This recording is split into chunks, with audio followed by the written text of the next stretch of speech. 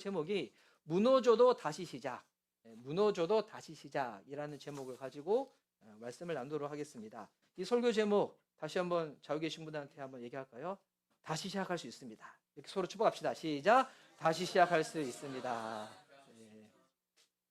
오늘 제가 13장을 나누고 다음 주에는 우리가 지금까지 느헤미야를 13번을 나눴거든요. 다음 주에는 우리 한번 총 정리하면서 복습하면서 한번 나누도록 하겠습니다. 오늘 앞부분의 순서가 길었기 때문에 오늘은 시간을 잘 맞춰가지고 라미의 소원대로 하다가 다 못 나눈다? 다음 주에 나눌 거니까 그렇게 할게요.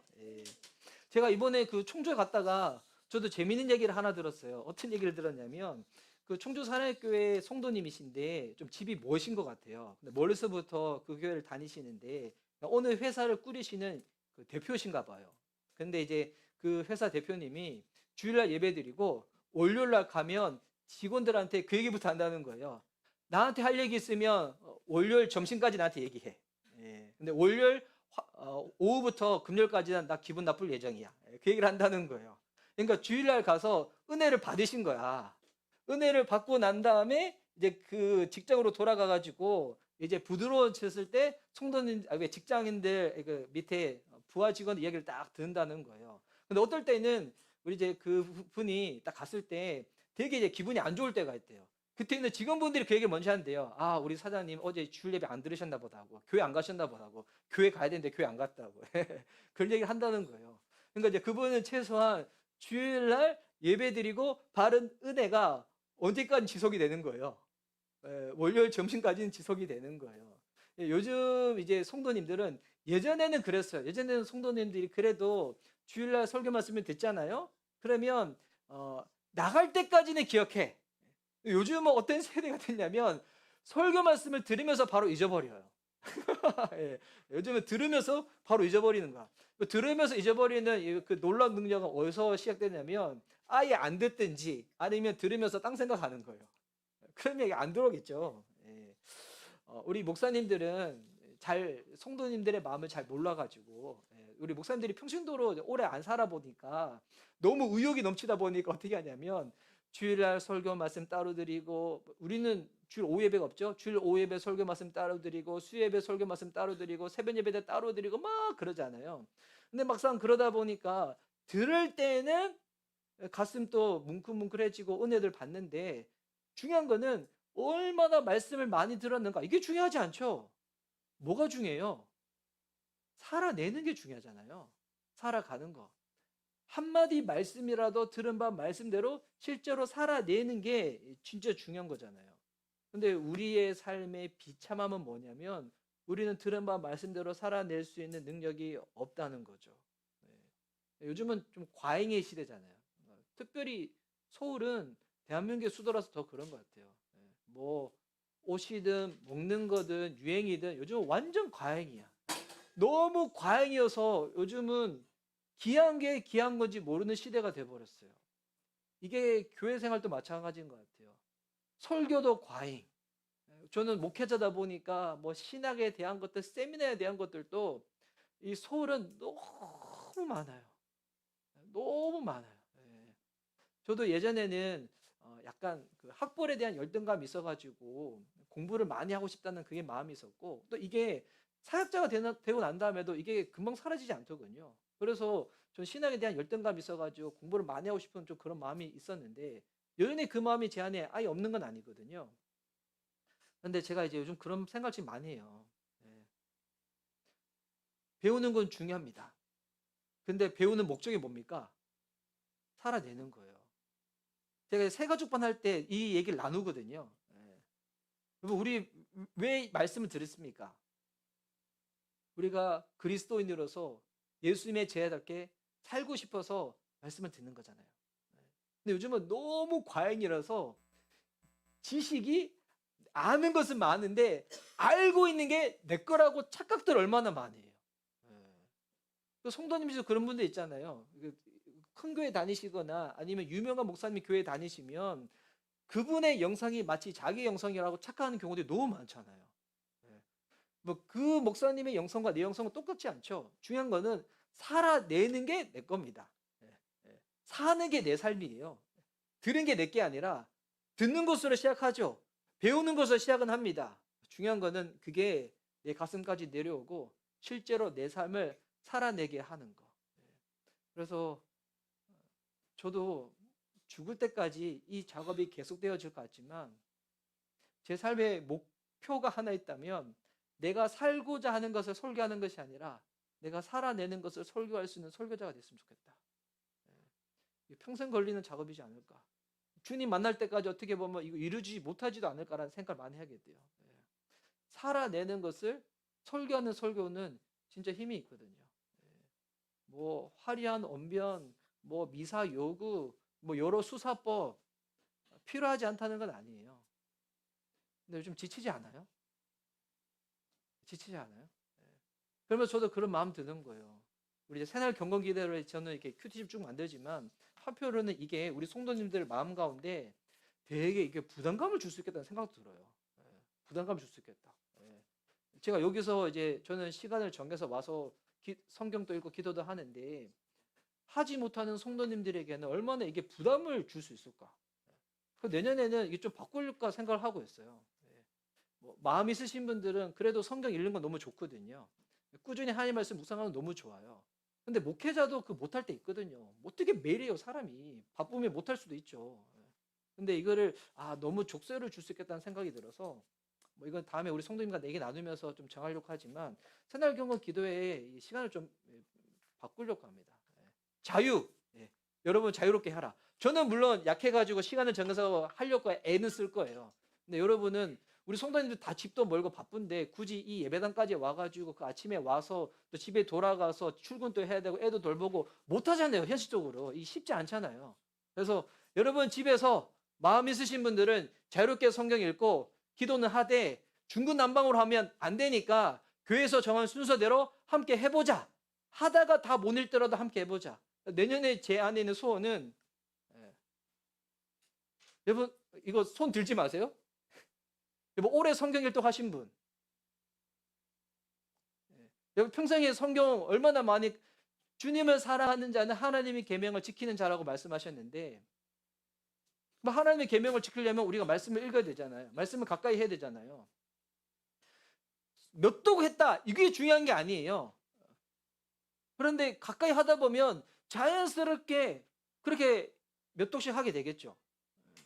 근데 문제는 우리가 말씀을 너무 멀리 하고 있다는 거예요. 가깝게 안 하고 있죠. 참 이게 여러 가지 총체적인 지금 어려움들입니다. 말씀을 살아야 할 능력도 없고 그러다 보니 말씀도 멀리 하게 되고 말씀을 멀리 하니까 기도도 안 하게 되죠. 진짜 기도는 원래는 말씀을 살아내고자 주님께 기도하는 게 진짜 기도의 본 목적이거든요. 하나님 나라를 구하면서.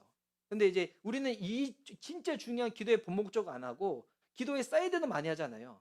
급하고 다급한 것들. 물론 그런 것도 구해야 되겠지만 예수님께서 저희들에게 기도를 알려주실 때 먼저 기도는 이게 목적이야 라고 알려주신 거는 하나님 나라 그 뜻을 위해서 기도하는 게 원래 기도의 목적이거든요. 근데 이제 이걸 안 하고 우리가 자꾸 급하고 바쁜 것부터 하다 보면 나중에는 이 인간은 참 이렇게 재성이 가득해가지고 가장 복음적인 삶의 모습인 기도조차도 오염을 시킬 때가 있어요. 그러니까 그렇게 계속 하다 보면 굳이 예수님이 아니어도 하나님이 아니어도 될 기도들을 막 하게 되거든요. 근데 왜 이렇게 되어지는가 쭉 보면 좀 말씀을 멀리 해서 그런 것 같아요. 말씀을 가까이 하지 않아가지고. 그래서 올해는 이렇게 가지만 내년에는 우리 뭐 청장년뿐만 아니라 우리 중고등학생들도 우리 아이들도 같이 좀 성경을 좀 더 가깝게 할 수 있는 방법이 무엇일까? 그러기 위해서 새날 경건 큐티가 어떻게 여러분에게 도움이 될 수 있을까라는 부분을 제가 좀 생각을 해보려고 합니다.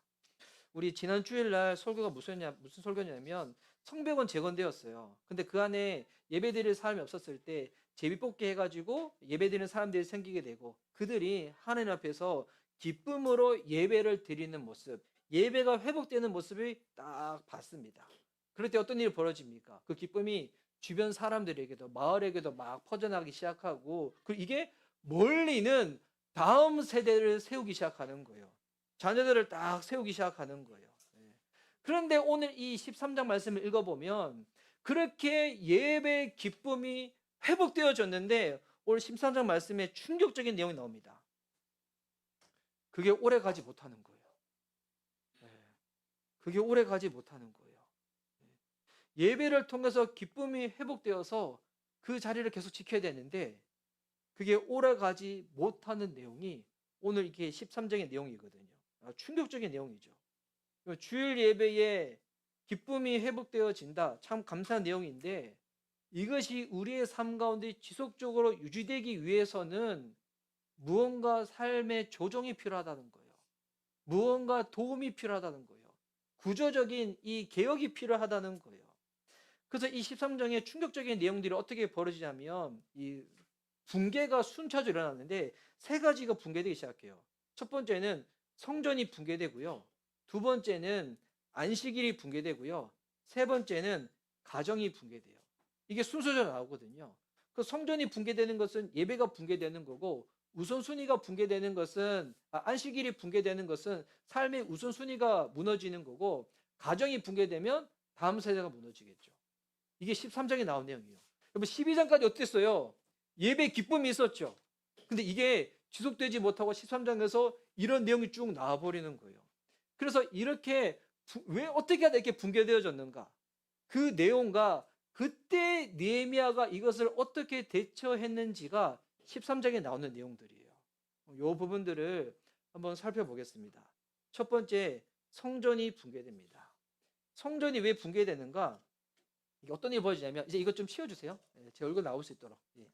성전이 어떻게 붕괴되냐면 그때 당시 이 제사장이 있었습니다. 아까 4절 말씀에 보니까 우리 하나님 성전의 방들을 맡고 있는 엘리야십 제사장은 그때 제사장이 이름이 엘리야십인데 이 엘리야십이 누구랑 가까우냐면 도비야와 가까운 사이였대요. 혹시 도비야 기억나세요? 이 이름? 도비야 누구였어요? 느헤미야가 이스라엘 백성들과 성벽을 재건하고자 할 때 방해했던 주동자 중에 한 명이 도비야였어요. 그런데 이 도비야랑 제사장이랑 친한 거예요. 근데 친한 것으로 끝나지 않고 어떻게 했냐면 이 사람한테 성전 안에 있는 방 하나를 내어준 거예요. 근데 성전 안에 있는 이 방의 목적은 뭐였냐면 5절 말씀에 보니까 헌금이나 예배 드릴 때 필요한 기구들이나 11조로 모아진 곡식을 저장하는 창고였어요. 그러니까 이게 뭐 교회로 따지면 그런 거죠. 거기가 목양실이기도 하고 재정부실이기도 하고 예배 기구가 있는 방소실이기도 하고 이런 아주 중요한 공간이 있는데 여기를 누구한테 내줬다고요? 도비한테 내줬다는 거예요. 하나님의 이름 앞에서 불순종하고 거부했던 사람한테 이 방을 내어줘 버린 거예요.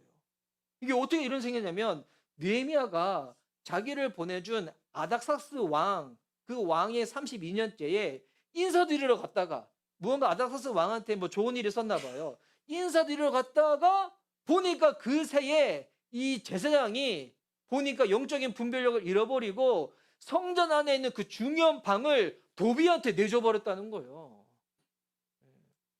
그런데 어떤 일이 벌어질까요? 거기에 11조로 모아진 곡식이 있다고 했잖아요. 그러면 11조로 모아진 곡식을 놔둘 데가 없는 거예요. 그 이 11조는 그때 누구한테 주는 겁니까? 제사를 드리는 예배를 드리는 레위 사람들이 생활할 수 있도록 드리는 것이 이 레위 사람들한테 레위 사람들은 다른 거 신경 쓰지 말고 우리의 삶의 중심에 하나님께 예배 드리는 거니까 예배 드리기 위해서 이것을 전적으로 섬겨야 될 사람들이 있으니까 그 사람들이 레위 사람들이잖아요. 그 사람들은 여기 나오는 11조로 먹고 살면서 집중을 하는 건데 이 사람들이 이게 없는 거야. 그랬더니 레위 사람들도 먹고 살아야 되잖아요. 근데 먹고 살지 못하니까 어떻게 되냐면 이들이 생계를 위해 가지고 밭이 있는 곳으로 떠나버립니다. 이게 10절에 나온 내용이거든요. 내가 또 알아보니 레위 사람들은 그동안에 받을 몫을 받지 못하고 있었다. 그래서 레위 사람들과 노래하는 사람들은 맡은 일을 버리고 맡은 일이 뭐예요? 예배 드리는 일, 하나님 앞에 나갈 수 있도록 도와준 일을 벌어버리고 저마다 밭이 있는 곳으로 떠나버렸다는 거예요. 정말 총체적인 문제가 생긴 거죠. 방 하나 내어줬더니 이 헌금 둘 곳이 없고 이 11조가 안 굳어지고 레인들은 생활하기 위해 가지고 일터로 가버리고 그랬더니 예배가 다 또 무너져 버리겠죠. 여러분 이게 단순히 예배 공간을 이게 우리 깨끗하게 잘 정리해야 되겠구나, 잘 보관해야 되겠구나, 요 정도 내용이 아니에요. 어떤 내용이냐면 생각해 보세요. 그 제사장이 왜 도비아를 데리고 왔을까요? 왜 데려왔을까요? 이 제사장은 여기가 하나님을 예배하는 곳이다, 이 가장 중요한 곳이다, 이 생각보다는 사사로운 감정으로 그냥 그 사람을 딱 데려온 거예요. 이게 영적으로 어떤 의미가 있냐면 세상적인 가치가 교회에 확 들어가 버리는 거예요. 이걸로 세속화라고 하죠. 복음화가 뭐예요? 믿는 자들, 우리 교회에 있는 복음이 세상에 영향을 끼치는 거, 이거 복음화잖아요. 근데 이게 반대가 돼버리는 거죠. 세상의 물결이 믿는 자들 안에 삶을 확 들어와 버린 거예요. 그랬더니 사역자들이 생활이 안 되고 이어져서 문제가 계속 생겨가지고 예배가 딱 무너져 버린 거예요. 그 지금의 시대에 저 진짜 너무 안타까운 것 중에 하나가, 아까 김정 목사님 히라사면서 얘기하셨지만, 만약 이렇게 되면 진짜 한국 교회 살 수 있겠다 얘기를 했잖아요. 그래서 이게 교회가 교회답지 못하다 보니까 그 부수적으로 파생적으로 생긴 그 여러 가지 것들이 되게 많아요. 그러니까 진짜 교회가 교회답게 잘 세워졌으면 그런 단체들, 그런 기관들, 아니면 그런 아류들이 생기지 않았을 건데, 교회가 교회답지 못하다 보니까 그런 부분들이 막 생기게 되어져 버린 거죠. 그러면서 요즘은 그냥 이게 교회에 대한 소중함을 잊어버리고 하나님이랑 나만 있으면 되지, 어차피 구원은 꼭 교회를 다녀서 얻는 거 아니라 내가 예수님을 믿기만 믿으면 구원 얻는 건데, 교회 불편하지, 어차피 가가지고 자꾸 나한테 신경 쓰고 뭐 자꾸 이렇게 저렇게 하라고 하고, 그 어떨 때는 뭐 헌금까지 드려야 된다고 하고, 왜 나한테 이렇게 하는 건가. 그러니까 이게 뭐 무슨 생각 때문에 그런 거예요? 개인주의, 세속주의, 이 생각이 내 안에 가득 차 있으니까 교회에서 복음 안에서 벽이 허물어지고 함께하는 부분들에 대해서 배우지를 못한 거예요. 훈련받지를 못한 거예요. 이게 계속 이어지면 뭐가 될까요? 교회가 약해지겠죠. 뭐 교회가 뭐 하는 곳이에요? 사람을 살리는 곳이잖아요. 영혼을 구원하는 곳이잖아요. 제자를 만드는 곳이잖아요. 이게 계속 약해져 버리는 거예요. 우리 안에는 이번 세상적인 사고, 세상적인 가치관이 아무것도 아니고 같죠. 뭐 나가 무슨 뭐 중요하다고. 근데 여러분, 이게 계속 이어져서 교회도 약해지는 것뿐만이 아니라 가정도 약해지고요, 다음 세대도 주님으로부터 멀어지게 되는 악순환이 계속 반복되어 버리는 거예요. 그럼 이때 우리 느헤미야가 어떻게 했는지 알아요? 느헤미야가 단호하게 결단을 하는데, 이게 11절에서 13절 말씀이 있어요. 11절 13절 말씀 제가 쭉 한번 읽겠습니다.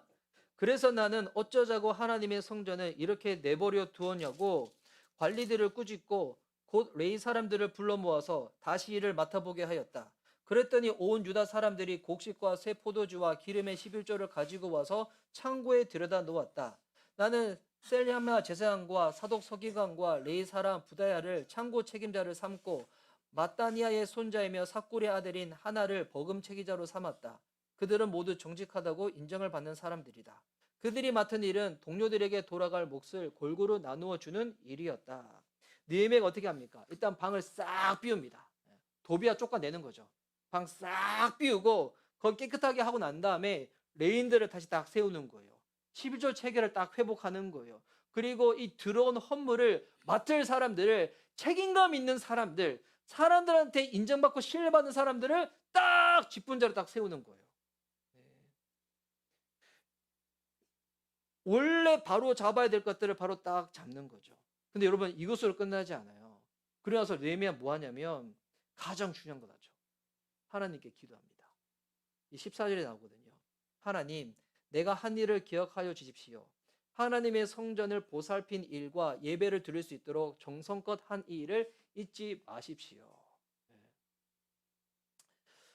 여러분, 교회는 그런 것 같아요. 세상에서 이 교회라는 이 공동체 조직을 보면 사람들이 요즘은 참 교회에 대해서 손가락질도 많이 하고, 그리고 이런저런 얘기도 많이 하지만 그에 대해서는 어쩔 수 없죠. 우리가 지금까지 했었으니까. 하지만 뭐 이전에 지나간 것을 가지고 계속 절망하면 안 되잖아요. 중요한 거는 하나님이 우리를 부르신 그 자리에서 다시 시작해야죠. 다시 시작해야죠. 느헤미야도 다시 시작하는 거잖아요.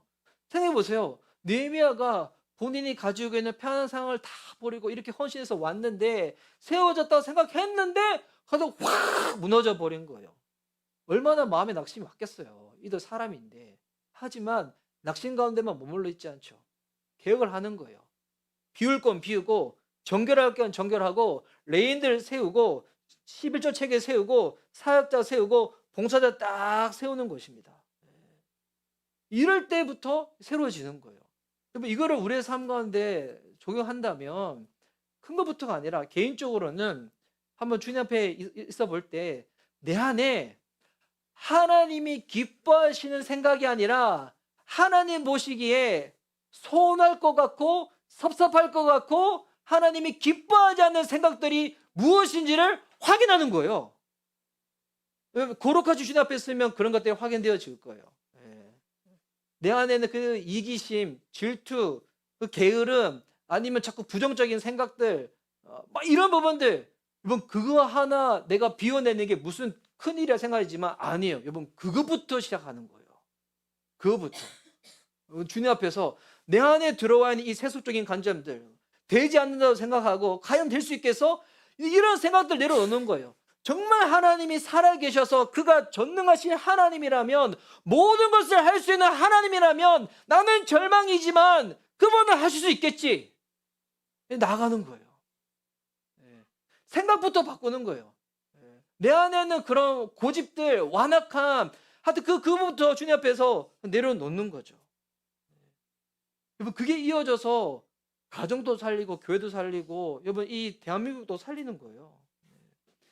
그리고 교회도 그런 겁니다. 우리 교회도 한번 쭉 살펴보면서 혹시 우리 교회 안에, 교회는 영혼에서 제자 만드는 곳인데 어느 순간 우리의 삶에 익숙하고 친숙한 도비아처럼 들어온 건 뭐가 있는지 한번 살펴보는 거예요. 지금 교회들은 보면 상당수 성경을 근본으로 하지 않고 우리 안에 편리함을 따라가지고 만들어진 게 되게 많아요. 우리 안에 편리함을 따라가지고 만들어진 거. 그게 나중에 되면 문화가 되고 전통이 되어버려가지고 익숙해가지고 바꾸지 못하는 부분들. 그래서 가정교회의 정신을 제가 참 좋아하는 게 뭐냐면 성경대로 해보자는 거거든요. 정말 성경대로 해보자. 과연 할 수 있을까 하지만 우리는 못하지만 믿음으로 나아가면 하나님이 되게 해주시겠죠.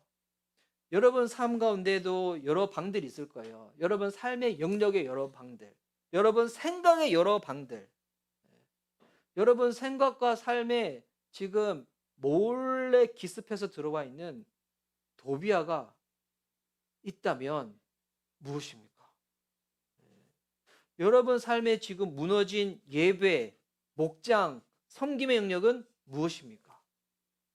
그걸 오늘 한번 살펴볼 수 있는 시간 됐으면 좋겠습니다. 이랬더니 뭐가 무너졌어요? 안식일이 무너진 거예요. 우선순위가 무너져 버린 거죠. 안식일이 어떻게 무너졌는가? 이 15절 말씀부터 보세요. 자, 한번 읽어볼게요. 그 주보에는 없는데 성경책 있으신 분 한번 보세요. 그 무렵에 유다에서는 안식일에도 사람들이 술틀을 밟고 곡식을 가져다가 나귀에 지어서 실어 나르며 포도주와 포도송이와 무화과 같은 것을 날라드렸다. 안식일인데도 사람들이 이런 여러 가지 짐을 지고 예루살렘으로 들어오는 것이 나의 눈에 띄었다. 나는 안식일에는 사고 파는 일을 하지 말라고 경고하였다. 예루살렘에는 두로 사람도 살고 있었는데 그들은 안식일에 물고기와 갖가지 물것을 예루살렘으로 들여다가 유다 백성에게 팔았다. 그래서 나는 유다의 귀족들을 꾸짖었다. 안식일을 이렇게 더럽히다니 어쩌자고 이런 나쁜 일을 저지르는 거요. 당신은 안식일을 지킵니다. 토요일을. 근데 지금은 우리가 예수님이 부활한 일요일, 그 일요일을 우리가 안식일로, 주일로 딱 드리고 있죠. 여러분 성벽은 세워졌어요. 하드웨어는 세워졌는데 지금 뭐가 무너진 거예요? 삶의 질서, 우선순위가 다 무너져 버린 거예요. 우리가 이것을 보면서 이제 그 생각을 해야 돼요. 우리가 주일을 지킨다고 생각하잖아요. 아니에요. 제가 이제 기회 될 때마다 말씀드리지만 여러분 주일이 우리를 지켜줘요. 우리 오늘 또 우리 성도님들 중에서 몸이 아파서 못 나오신 분들 있지만 슬기 형제님이 아침에 연락이 왔어요. 목사님 오늘 예배 가려고 하는데 다시 직장 가서 연락이 와가지고 또 좀 인천으로 또 현장으로 나가야 된다고. 그래서 목사님 좀 기도 좀 해달라고. 그리고 본인 또 오늘 우리 처음으로 대표 기도하는 가은이를 위해서 기도하겠다고 이렇게 슬기 삼촌이 이렇게 그 내용을 보냈는데 우리가 하는 일들이 요즘 그렇지 않아요. 보니까 학교도 주일날 나오라고 해. 직장도 요즘은 막 주일날 나오라고 해. 그리고 막 학회 같은 것도 우리 교수님들 계시니까 학회 같은 것도 막 주일날 잡혀. 뭐 어떻게 해야 될까요? 이럴 때 어떻게 해야 될까요? 근데 이게 만약 매주 주일날 그런 일이라면 저는 그때는 이제 과감하게 기도하고 무슨 결단이 일어나야 되지 않을까 생각을 해보는데, 근데 이때 우리가 가져야 될 일단 정신이 있어요. 뭐겠냐면 우리가 주일을 지키는 것이 아니라 처음에 몇 번 주일 예배를 빠지면 괜찮다고 생각하는데 이게 계속 반복되잖아요. 어느 순간 우리의 삶이 진짜 망가지게 돼요. 건강이 망가지든 영적으로 망가지는 건 당연하겠지만 영적으로 망가지잖아요. 그러면 여러분 이게 건강도 망가지게 되고요. 삶의 질서도 망가지게 되고요. 다 망가지게 돼 있습니다. 그래서 우리가 주일 예배를 드리는 거는 주일 예배 안 드리면 벌 받기 때문에 드리는 거예요. 우리 청소년들이야 그럴 수 있어. 청소년들이야 뭐 와가지고 아직 신앙이 없는데 부모님의 손에 끌려가지고 올 수도 있겠지만, 근데 그래서 우리 성인 되기 전에 꼭 예수님 만나세요. 할렐루야. 친구들 아멘이 없네. 네. 자, 여러분 주일 예배를 드릴 때 주님이 정말 우리를 지켜주세요. 그래서 지금 봐요. 지금 마귀가 우리들한테 오는 이 마귀의 전략이 뭔지 알아요? 분주하고 바쁘게 만드는 거예요. 진짜 분주하고 바쁘게 만들어. 왜 분주하고 바쁘게 만들까? 보면 다 욕심 때문에 그래요. 다 비교의식 때문에 그래요. 다 열등감 때문에 그래요. 그 정도 놀지 않고, 그 정도 입지 않고, 그 정도 먹지 않고, 그 정도 배우지 않고, 그 정도 하지 않으면 안 된다는 생각 때문에 과한 열심 가운데 너무 분주하고 바쁜 거예요. 그러니까 성경 말씀이 맞죠? 욕심이 잉태한즉 죄를 낳고. 사람마다 욕심 없는 사람이 어디 있어요? 저도 욕심이 있는데. 저도 자녀에 대한 욕심도 있고, 재정에 대한 욕심도 있고, 교회에 대한 욕심도 있는데. 근데 욕심이 있을 때 어떻게 될까요? 그때 주님 앞에 나가야 돼요. 절제할 수 있도록. 이 욕심을 내가 컨트롤 못하니까 하나님 앞에서 이 욕심 주님께서 만져달라고. 근데 이 욕심을 가만히 내버려 두잖아요. 이게 나중에 뭐가 돼요? 죄를 낳고. 죄가 장성하지 뭐가 돼요?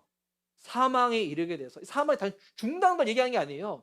우리의 삶의 영적인 것, 건강적인 것, 관계적인 것, 이 모든 것들이 서서히 죽게 되는 거예요. 이거 꼭 이렇게 많은 사람들은 꼭 이렇게 살고 난다 나중에 깨달아. 예. 약한 거 경험했을 때 미리 깨달아야 되는데, 그래서 여러분 뭐 주일 예배 드리는 거, 11조 드리는 거, 뭐 하는 거, 이거 뭐 의무로 하는 거예요? 아니요. 이거 너무 부담스럽다. 나중에 믿음 생기고 하셔야 돼요. 근데 여러분 드리잖아요. 이게 왜 하는지 알아요? 우리가 욕심으로 우리의 삶이 망가지지 않도록 주님이 보호하시는 안전장치예요. 진짜 해보세요. 진짜 해보시면, 와, 주일 예배가 나를 지켜주고, 11조가 나를 지켜주고, 공동체가 나를 지켜주는 거구나. 경험하시게 되실 거예요. 그래서 이 느헤미야가 이런 부분에서 대처를 하죠. 보니까 사람들이 안식일날 막 장사하고 막 하니까, 보니까 이게 분위기가 돼버린 거야. 뭐 주일은 그렇게 해도 돼. 주일은 그렇게 우리 마음껏 사용해도 돼. 막 하는 거예요. 그때 이제 하는 거죠. 이 느헤미야의 대처. 19절에서 21절. 나는 안식일이 되기 전날은 해 거름에 예루살렘 성문에 그림자가 들이오면 성문들을 닫도록 하고, 이때 안식일은 금요일 해 떨어지고 토요일 해 떨어지기 전까지거든요. 해 떨어지자마자 어떻게 한 거예요? 성문을 딱 닫아버리는 거예요. 장사하지 못하도록 성문을 딱 닫아버리고 안식일이 지나기까지 문을 열지 못하게 하였다. 나는 또 나를 돕는 젊은이들을 성문마다 세워서 안식일에는 아무것도 드리지 못하게 하였다. 성문마다 젊은 사람들 세워가지고 우리가 약하니까 약한 것 가운데 타협하지 않도록 딱 세워둔 거예요. 20절 말씀에 그 뒤로도 장사하는 이들과 갖가지 물건을 파는 상인들이 예루살렘 성 밖에서 자는 일이 한두 번 있었다. 나는 그들도 꾸짖었다. 어찌하여 당신들은 성 밑에서 잠을 자고 있어? 다시 한 번만 더 그렇게 하면 잡아드리겠소. 그랬더니 그 다음부터 안식일에는 그들이 한 번도 나타나지 않았다. 성문을 닫아버리니까 장사하는 사람들이 성문 밑에서 자고 있는 거예요. 그럼 여러분, 안에 있는 사람들이 얼마나 마음 흔들리겠어요. 얼마나 유혹이 되겠어요. 그랬더니 느헤미야가 가가지고 너희들 확 쫓아내 버리는 거죠. 그러니까 지금만 따지면 이런 거예요. 주의를 온전히 성수하려고 하는데 우리의 삶 가운데 여러분 약한 것들 있잖아요. 다 약한 것들이 있을 거예요. 그거 방치해 두지 말라는 거예요. 방치해 두지 말고 얼마나 우리가 죄를 사랑하는지 알잖아요. 그거 방치하지 말고 그거 지키고 오히려 멀리하고 치울 수 있도록 하라는 거예요. 느헤미야가 정말 선을 쫙 세우는 거죠. 선을 세우는 거. 우리 안에도 이런 방법이 필요합니다. 어떨 때는 외적인 방법을 하는 겁니다. 그래서 교회 공동체 도움을 받아야 돼요. 그리고 내적으로도 내 마음에 틈타고 있는 부분들에 대해서 쭉 하는 겁니다. 여러분, 그 안식일의 주인은 예수님이시잖아요. 그 안식일의 본질이 뭘까요? 이 주일날 본질. 그러니까 안식일의 주인이 예수님이시면 지금 주일 예배의 주인도 예수님이시잖아요. 그러면 그분의 주되심이 회복되는 거죠. 여러분, 주일 예배는 예수님이 내 삶의 주인이시다, 이 고백이 실제로 내 삶 가운데 회복되는 날이에요. 여러분, 예수님이 진짜 내 삶의 주인 되면 여러분 그분은 진짜 형통의 삶을 살게 될 겁니다. 진짜 형통의 삶. 예수님 우리 삶의 주인인데 우리 인생 가만두겠어요? 오름에 닥치고 위험에 닥쳤을 때 가만두겠어요? 인생은 그리고 두 종류예요. 내가 내 인생 지키려고 애쓰는 삶이랑 주님이 내 삶을 지킬 수 있도록 예수님이 주인 되어서 사는 삶. 그 예수님 영접할 때 우리가 어떻게 고백해요? 그분은 내 죄를 위하여 죽으신 분뿐만이 아니라 나의 주인이 되신다고. 여러분, 환경 개선해야 될 것이 있으면 이제 12월 달이잖아요. 신년에는 이 모습보다는 조금 더 나아져야 되지 않을까요? 외적으로나 여러분 삶의 내적으로나 내 삶의 우선순위가 지금 바뀌어져 있는 부분들, 우리가 지켜야 될 자리가 있는데, 목장 참여의 시간이 있는데, 주일 예배의 시간이 있는데, 그리고 조금 주님 앞에 나아갈 때 하나님, 내가 아무리 바쁘더라도 일주일에 제가 성경을 최소한 이것만큼은 보려고 애써 볼게요 라는 부분들. 아직 이게 초보 단계인데 처음부터 무리하게 하면 힘들죠. 야금야금 세워보는 거예요. 야금야금. 그리고 내 안에 우선순위가 무너진 부분에 있어서 내 마음을 지킬 수 있는 것들로 내가 어떻게 이것을 딱 지켜내야 될지. 근데 이게 되지 않으면 오늘 이 부분은 이제 다음 주에 그냥 나누려고 하는데, 우선순위가 무너지잖아요. 누가 가장 영향을 받냐면 나를 가장 많이 지켜보는 사람들이 영향을 받아요. 누굴까요? 집에서는 자녀들이죠. 내가 주님 앞에 바로 서 있지 않으면 자녀들이 무너집니다. 여러분, 이게 우리가 일관성 있는 모습을 보이지 않을 때에는 자녀들이 주님에 대한 신앙이 왜곡돼 버리겠죠. 교회 안의 모습과 가정에서의 모습이 다를 때 우리 자녀들이 얼마나 그 부분에 있어 가지고 부모를 통하여 하나님을 볼 것인데 그들의 마음이 힘들겠어요. 그래서 우리가 여기 오늘 보니까 다 부모님들 많이 계시니까 우리 부모님들이 저를 비롯해서 우리 진짜 회개해야 됩니다. 우리 진짜 회개. 회개가 내가 지금 모든 죄를 잘못했어요 말하는 게 회개가 아니잖아요. 뭐가 회개예요? 그 상태에서 돌이키는 거예요. 그 상태에서 하나님, 내가 주님께로 갈게요. 돌이키는 거예요. 신앙에, 자녀들의 신앙에 정말 관심 있으시면 우리 자녀가 이렇게 됐으면 좋겠다는 모습으로 여러분이 사시면 돼요. 되게 쉬워요. 어렵지 않거든요. 내 자녀가 기도하는 사람이 됐으면 좋겠고, 말씀을 가까이 하는 사람이 됐었고, 하나님을 사랑하는 사람이 됐었고, 하나님을 사랑하는 사람이 되면 좋겠고, 주님 앞에서 신실하게 사는 사람이 됐으면 좋겠다. 여러분, 그렇게 사시면 됩니다. 우리는 되게, 나는 살지 않고 누구한테 자꾸 맡기려고 하고 시키려고 하잖아요. 그러니 자녀들이 다 보거든요. 자기도 안 하면서 꼭 우리한테. 사람은 진짜 보고 배운 대로 따라갑니다. 부모님들이 진짜 신앙으로 사는 그 삶을 자녀들이 고스란히 다갑니다. 어떤 의미에서 보면 부모 이상의 신앙을 기대하는 것은 진짜 요행수예요. 내 신앙 이상으로 절대 자녀들이 자라지 않습니다. 저도 목회자로서 저도 그런 진짜 어떻게 보면 늘 마음에 경각심을 가지고 있거든요. 결국 교회가 세워질 때도 우리 교회 성도님들이 어떤 부분에서는 저보다 진짜 훌륭한 부분이 있거든요. 제가 주님 앞에서 병이함으로 서 있지 않는데 제가 성도님한테 그것을 기대한다? 여러분 이거 진짜 이거 나쁜 생각 아니에요? 근데 이게 교회만 그런 게 아니라 우리 가정도 그래요. 자녀를 살리고 싶다. 우리가 주님께로 돌아갑시다. 이 부분은 우리 다음 주에 좀 더 자세히 좀 나눌게요. 그리고 이제 이거 하나만 나누고 오늘 마치려고 하는데, 우리가 가정교회를 추구하잖아요. 근데 교회는 복음의 열매입니다. 복음은 성령의 능력으로만 살아갈 수 있습니다. 그러려면 진짜 기도하는 삶을 살 수밖에 없죠. 여러분 그럴 때 우리의 겉으로 드러나는 가장 첫 번째 모습이 뭐냐면, 오늘 이게 본문에 보면 그런 모습이 이제 확인할 수 있는데 다음 주에 이거 자세히 확인할게요. 언어가 바뀌어요. 진짜 언어가 바뀌어요.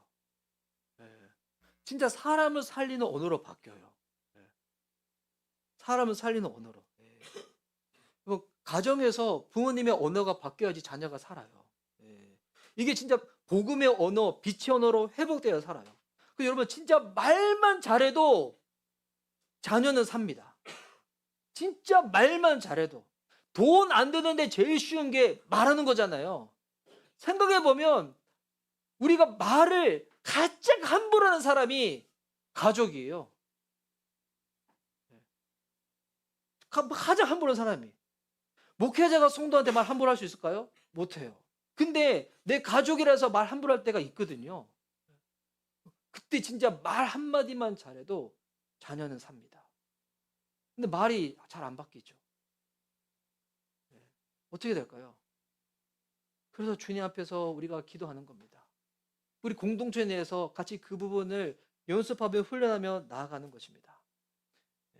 오늘 우리 설교를 정리하겠습니다. 오늘 세 가지가 무너졌습니다. 성전이 붕괴되고, 안식일이 붕괴되고, 가정이 붕괴되는 모습.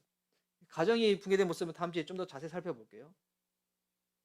이 붕괴되는 모습에 있을 때 이게 예배가 무너지는 거고, 삶의 우선순위가 무너지는 거고, 가정이 붕괴되면 다음 세대가 무너지니까 그 다음에 미래가 없어지는 거잖아요. 그러면 그럴 때 우리의 삶 가운데 세워야 될 선들이 있어요. 그 선은 넘지 말아야 될 선들이 있어요. 근데 지금은 이게 율법적인 교회에서 이 신앙의 상처를 받은 지체들이 오히려 너무 과하게 가다 보니까 어떻게 되냐면 선 세우는 것을 거부하는 사람들이 있어요. 그러니까 하나님의 하나님 되심을 거부하는 사람들이 있어. 자기가 자유롭게 사는 거를, 이게 방관인데 근데 그걸 자유로워 생각해가지고 선 자체를 무너버리는 시대가 돼버렸어요. 주일 예배 드리는 거, 주님 앞에 나아가는 거, 헌금 드리는 거, 말하는 거, 생각하는 거, 이게 선이 없어. 자기들 마음대로 다 해버려. 그리고 이게 자유래. 그 자유 아니에요. 하나님의 백성들은 하나님의 율법을 하나님의 생명의 말씀으로 믿고 살아가는 거예요. 근데 이 하나님의 율법은 복음으로만 살아낼 수가 있어요. 우리 안에 무너진 성전의 영역은 어디에 있습니까? 여러분이 닫아야 될 여러분의 삶의 성문은 무엇입니까? 여러분이 가정에서 회복해야 될 가정의 언어는 무엇입니까? 그때 이제 주님이 우리에게 말씀하시는 거예요. 우리의 힘으로 할 수 없으니 주님께 나아가는 거죠. 다시 하면 됩니다. 괜찮습니다. 회복은 일시적이지 않습니다. 평생 우리가 반복해야 될 하나님의 은혜입니다. 주님 도와주실 겁니다. 다시 시작할 수 있도록 주님이 도와주실 것입니다. 우리가 해야 될 것, 주님께 나아가는 겁니다. 우리가 할 수 있는 최선입니다. 전부입니다. 주님께 나아가는 것, 그분의 도우심을 간구하는 것, 복음으로 다시금 회복되어지는 것. 그래서 이 느헤미야의 마지막에 느헤미야는 이렇게 기도가 끝나거든요. 31절 말씀. 제가 이거 읽고 마치겠습니다. 또 사람들에게 때를 정하여 주어서 제단에서 쓸 장작과 처음 거둔 소산을 바치게 하였다. 나의 하나님, 나를 기억하여 주시고 복을 내려 주십시오. 하나님, 저를 기억해 주세요. 제 마음 안의 중심이 이것이 무너지지 않도록 저에게 은혜를 주시고 다시금 말씀으로 내가 세워질 수 있도록 복을 내려 주십시오. 우리 사랑하는 성도님들의 무너진 부분들을 확인하고 신년에는 다시 이 부분들을 세워가겠노라고, 우리 가정을 세워가겠노라고, 교회를 세워가겠노라고 그 은혜에 푹 잠겨 나아가는 저와 여러분 될 수 있기를 주의 이름으로 축복합니다. 아멘. 우리 찬양하고 기도하겠습니다.